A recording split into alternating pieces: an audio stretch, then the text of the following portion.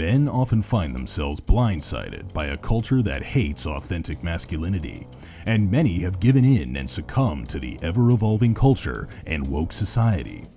But not us. We are the ReMENant, faithful Catholic men from 3 different generations who reach through the radio to tackle current events that challenge our wills and empower the practice of the Catholic faith through thought-provoking discernment and prayer. So, if you're feeling overwhelmed and bombarded, it's time to turn your radio up and join us for The ReMENant on the Carolina Catholic Radio Network. Hello, everybody, and welcome to The ReMENant here on the Carolina Catholic Media Network. My name is Bill Snyder. It's great to be with you today, as always. I am joined by my good friend Ray Haywood and his son Nicholas Haywood. It's great to have Nick on board for this episode, and I want to take a brief moment and remind you that the ReMENant show is sponsored by the Fraternity of St. Joseph Men's Group. You can visit fsjjourneyman.com to review the easy-to-follow resource documents and consider starting a chapter of the FSJ Men's Group in your own parish today. But without further ado, let's welcome our new host, Nicholas. How are you? Thank you so much for being a part of the ReMENant. Absolutely, Bill. It's good to see you guys. Yeah. For our listeners, give us a little brief introduction about yourself. Sure. So name's Nicholas Haywood. My father's Raymond. Happy to be here. I have my bachelor's degree in politics from Bellarmine College here in North Carolina. I went for my master's degree at the University of Dallas over in Irving, Texas. I'm a teacher over at Christ the King High School over in Huntersville, North Carolina. And just happy to be here. Awesome. Thank you so much for sharing with us and being here to challenge men. That's what this show is all about, challenge men. Absolutely. And today we're going to be talking about rights versus duty, which is an interesting topic. And it's one I think that really is constantly surrounding us as Catholics. The reason why I say that is because we hear a lot of this language in the Mass, and I kind of want to pull it up for you. I want to read to you one of the most common Eucharistic prayers, or the preface to one of the most common Eucharistic prayers. You probably know it by heart. You probably hear it all the time. But just to refresh our memory, this is what we say and what the priest says in preface of the second Eucharistic prayer. Of course, it begins with, "The Lord be with you and with your spirit. Lift up your hearts." We lift them up to the Lord. "Let us give thanks to the Lord our God." And then the people reply, the congregation replies, "It is right and just." Then the very next sentence says, "It is truly right and just, our duty and our salvation." Right? So we've just hit on all of these words, all of these buzzwords that we're going to be talking about tonight within the first 3 sentences of the Eucharistic prayer preface of Eucharistic prayer number 2 in the Roman Missal. So let's unpack this just a little bit, right? We're going to talk about rights, and we hear what the secular meaning of rights is, right? Like, it is my right to free speech. It is my right to have X, Y, and Z, a clean home and a nice place for my son to walk and grow up in. These are all rights that we possess. But when we begin to talk about duties, what is the difference, right? What is the difference between a right and a duty? Well, a duty, it is to have an element of service, right? Rights are something that is inherent, that we possess, but a duty is a service. And it is a duty for us to do certain things in our faith. We have a calling in our faith to serve God, right? Like when you listen to this Eucharistic prayer, it is our duty and our salvation. I love that those two are connected, right? When you serve God, to worship you, what does it say? Let's look at that again. It is our duty and salvation, always and everywhere, to give you thanks, Father most holy. to give you thanks, to worship you, to adore you, right? Like this is the duty, and it's tied directly to our salvation. If you worship God, it's our duty to worship. It's our duty to give him thanks. And if we do these things as men, then it is connected to our salvation, right? When we don't do those things, when we fall down on our duties as men and we just lean back on our rights, right? We lean back, well, it's my right to, be employed. It's my right to have this. It's my right to have that.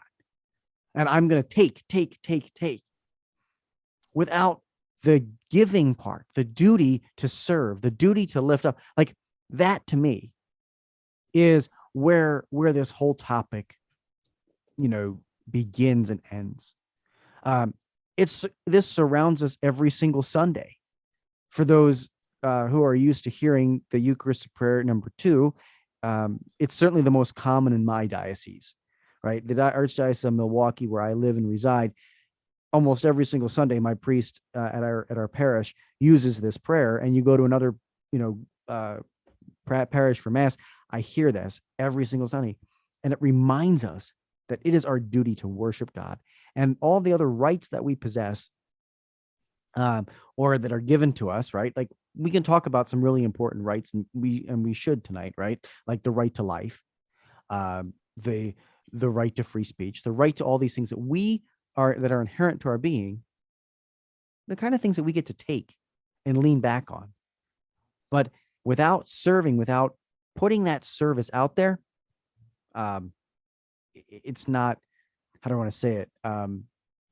It just kind of like coasting through life and saying, I'm entitled. We have to stop the I'm entitled thing and begin to serve. So those are my thoughts. Ray, how about you?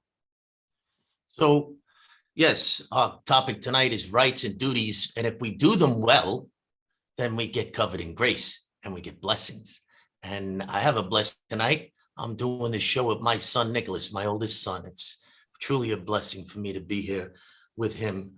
But I'm going to go into the rights and duties off of a meeting that we had back in January in the Fraternity of St. Joseph men's group.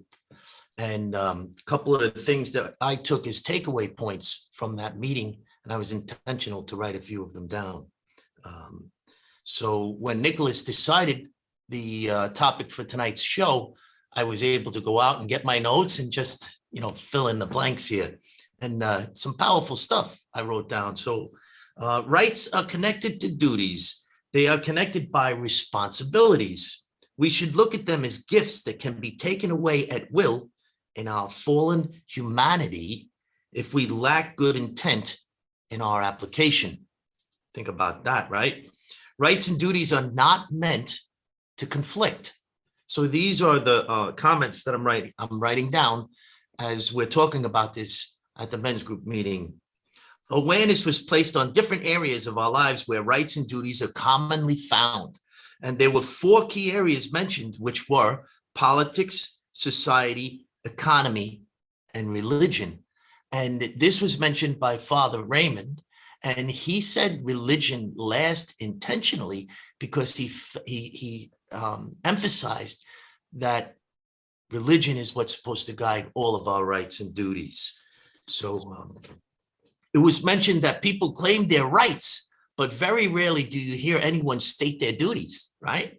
And that conflict comes when rights and duties are mixed up in our questionable morality. Rights and duties are often based on beliefs and values. These may be socially defined, both generically or within a certain social context.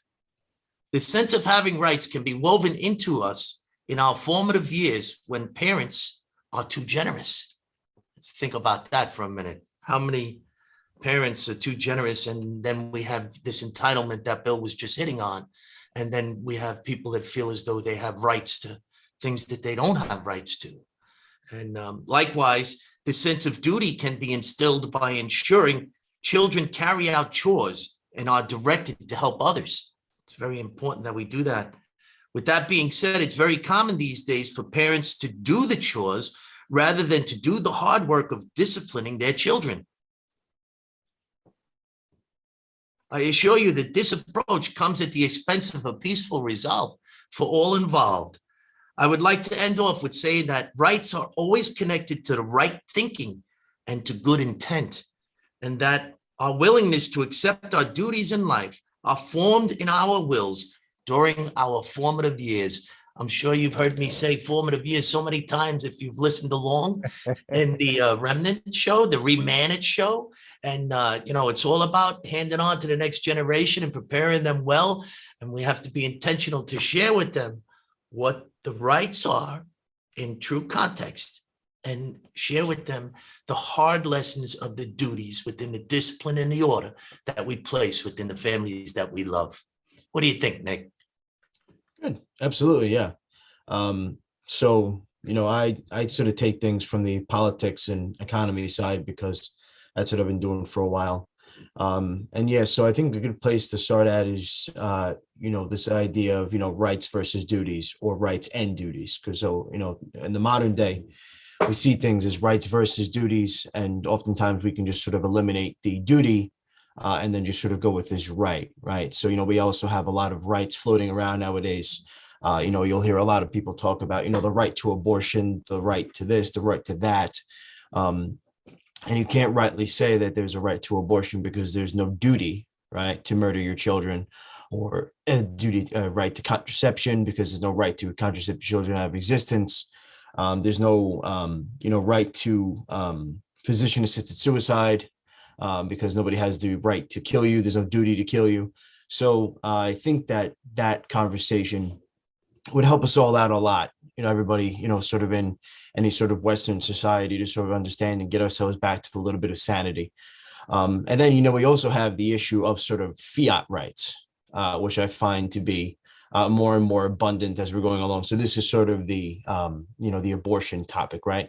So basically what happened was back in 1973, the Supreme Court said, ladies, you now have the constitutional right to have an abortion. And so now this is going to be causing a problem for them, hopefully in June, because the Supreme Court just might limit that right or take it away completely. And so the idea behind a fiat right is that the word fiat is Latin. It means, so at will, right? So the right is always connected to the person who's giving it at will. So that means if you have a right given to you by the Supreme Court, that means that it can be taken away by the Supreme Court. That's not something that you can do with the right to life. I mean, they can try it. The governments have tried to take away, the right to life for, many, many centuries now, as I've begun to learn more and more as my time as a history teacher. But it ultimately can't do it because it's not something that they've given. When it comes to something like that, or, certain other rights, you might say, certain defense rights or things like that, it's a little bit more dicey. It's not as simple. It's not as clear. So we need to sort of find a rational sense of that as well before we sort of, keep going on in this way before everything is just a fiat right. Because if everything's a fiat right, then everything is just sort of subject to whoever's giving it. And sometimes the person giving it is not the greatest person that you want to have giving it to you in a lot of ways. So I feel as though that's something that we really need to talk about more in our society and make sure that we all have a proper understanding of this before anything, goes on a little bit further. And I hope that our conversation today will sort of at least take part of a turn for that as well, to sort of get that consciousness out there, get that understanding out there, and hopefully, give some people something to think on, something to consider and sort of meditate about, to make sure that we really know what a right is versus, something that's just given. Amen. So I'll start there.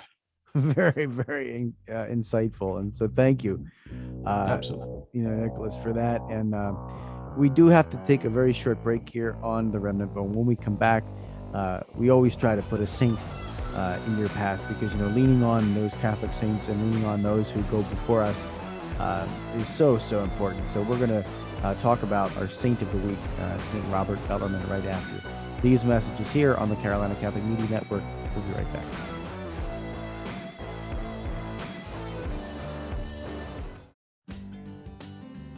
Today, many students go to college with numerous questions about their faith. yearning to know if the seed planted in them as a child is both true and practical. Using the miracle on the road to Emmaus as a model, young adult ministers conversed weekly for 3 months with college students about the most pressing questions they had about the Catholic faith. As they journeyed together virtually, something amazing happened. Doubts disappeared, fears faded, and Jesus revealed that He is still alive. Hearts Burning Within Us, the latest book from Patchwork Heart Ministry, is a result of that grace-infused conversation. It is the perfect back-to-school gift for recent high school graduates and current college students. Get your copy for them today at patchworkheart.org or by calling 424-704-3278. That's 424-704-3278. Hello, my name is Ray Haywood, and I'm coming to you today to speak to you about the Fraternity of St. Joseph Men's Group, a men's group that was started under the leadership of Father Matthew Card by the intentional men of the parish of St. Thomas Aquinas here in our Diocese of Charlotte, North Carolina. In our first efforts, we were asked if we would model our men's group in a way that other parishes could simply follow. With that intent in mind, we created the FSJJourneyman.com website. On that website, you can find all that is needed to create your own chapter of the Fraternity of St. Joseph Men's Group in your parish, as well as resource documents that we are intentionally placing into our faith community. We hope that you will step closer to the path and to each other in the just model of St. Joseph as you consider creating your own chapter of the Fraternity of St. Joseph Men's Group.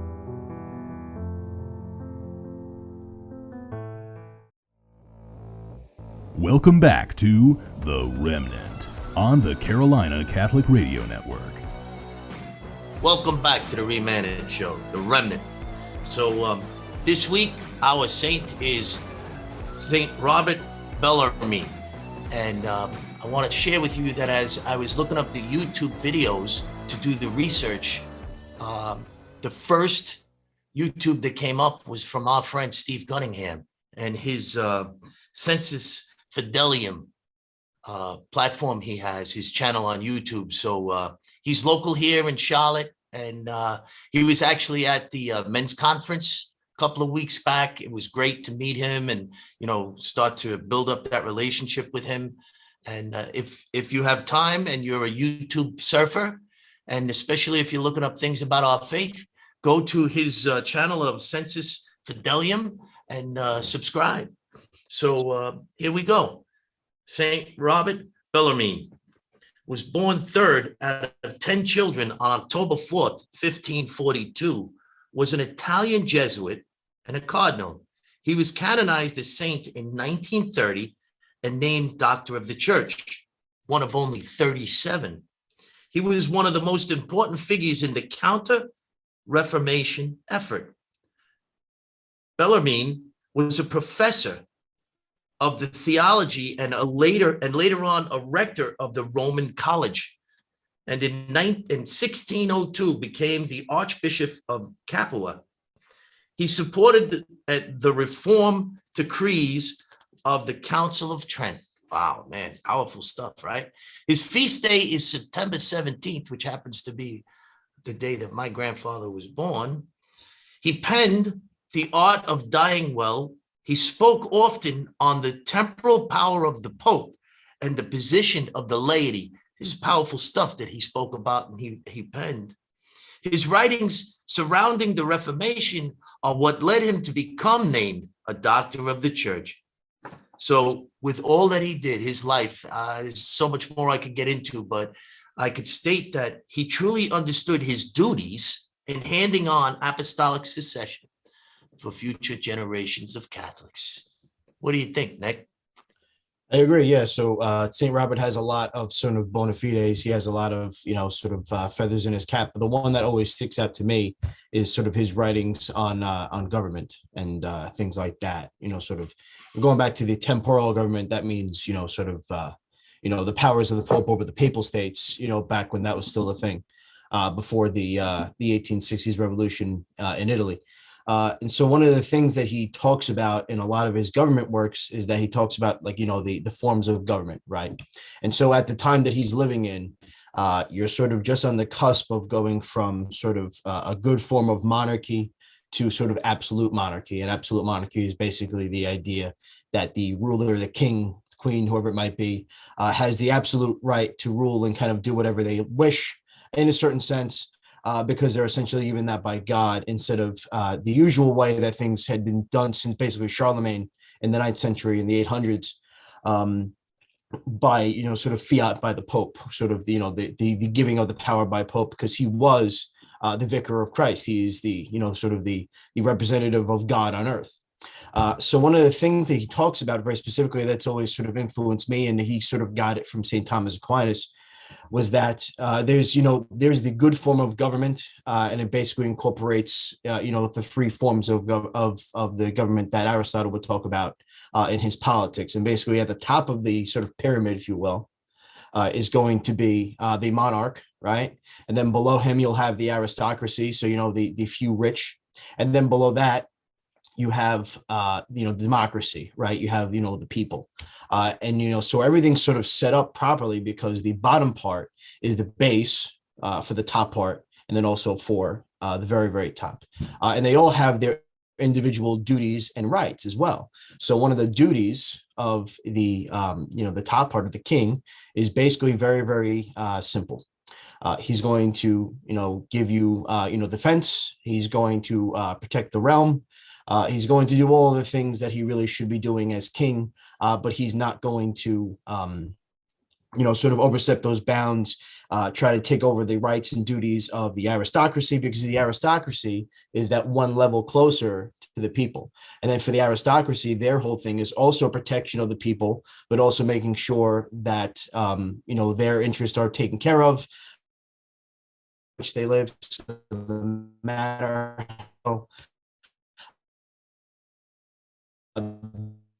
there where the common people are, the towns, everything like that. And then the common people have a right to be protected, but they also then have duties. The other, for the aristocracy, they have to give them taxes. Usually it comes in grain, or sometimes monetary taxes. They have to fight in the Lord's army if necessary to defend the country, and then also if the lords get called upon by the king, they have to respond, sort of all of them together, in order to face down whatever threat it might be.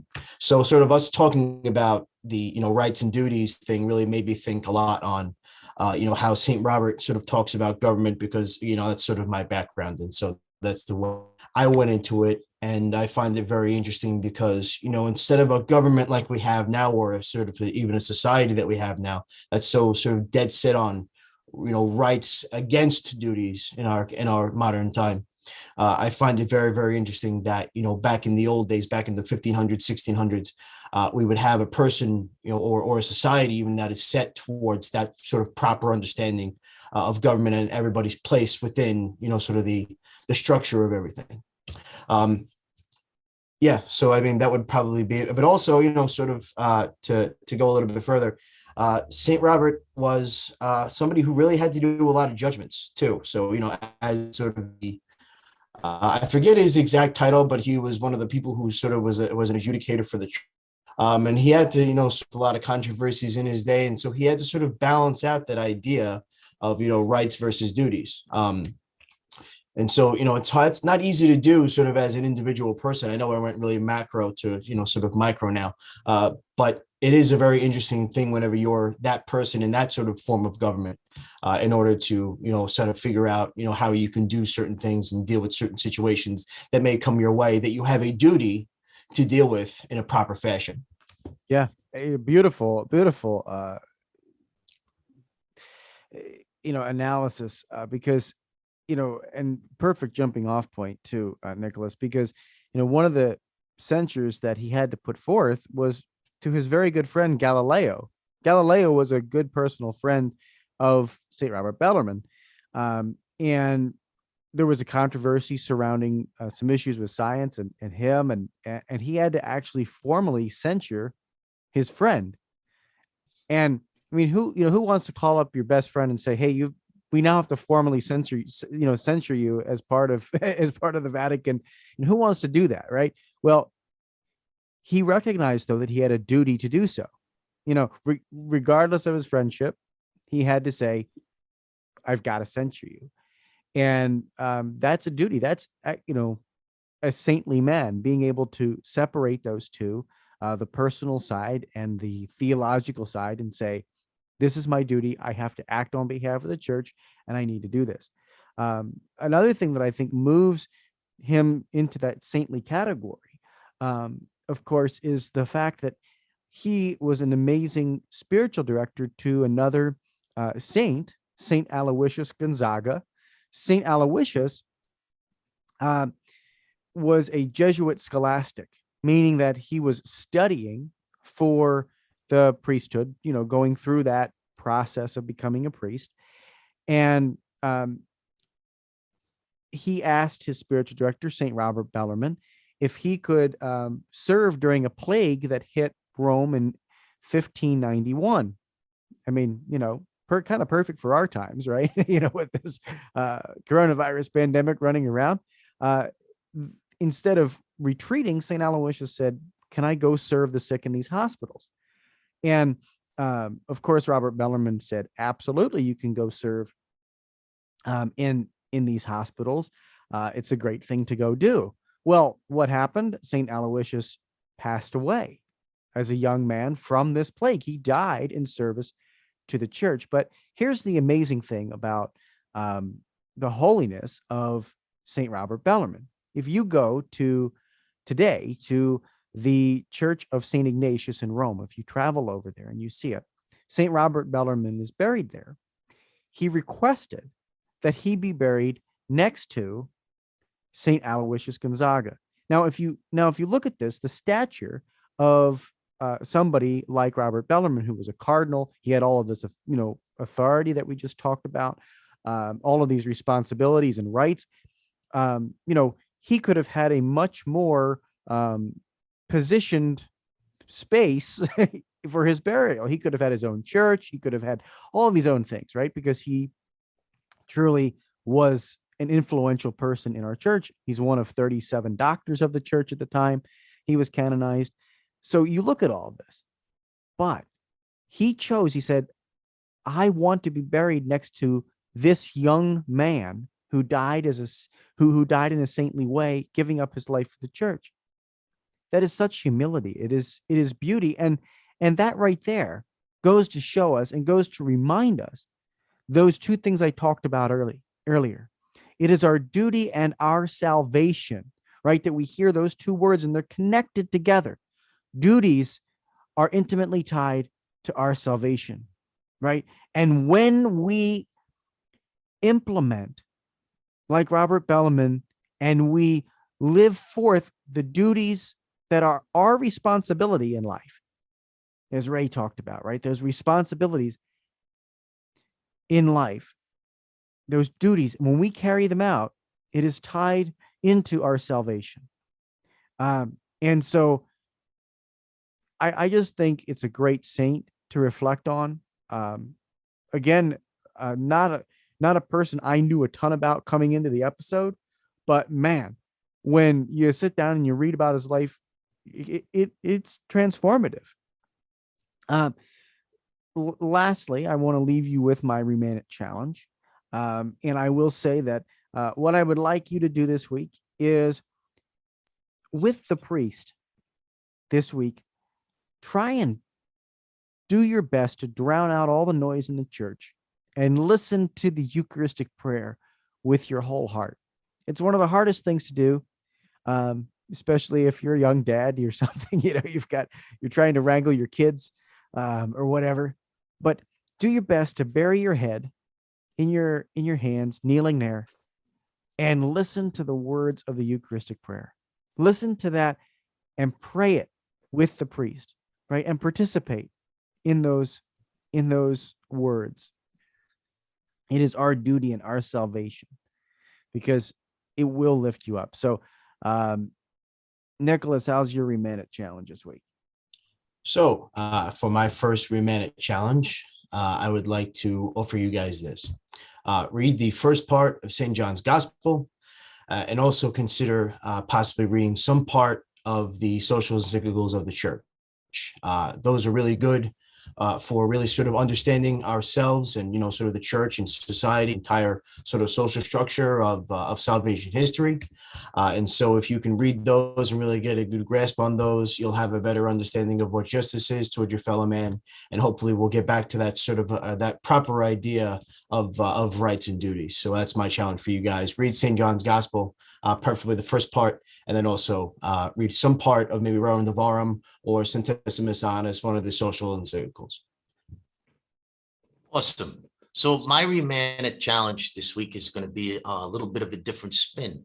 I'm going to share an example of a leading man, an intentional man that I'm getting to know at our parish of St. Thomas Aquinas.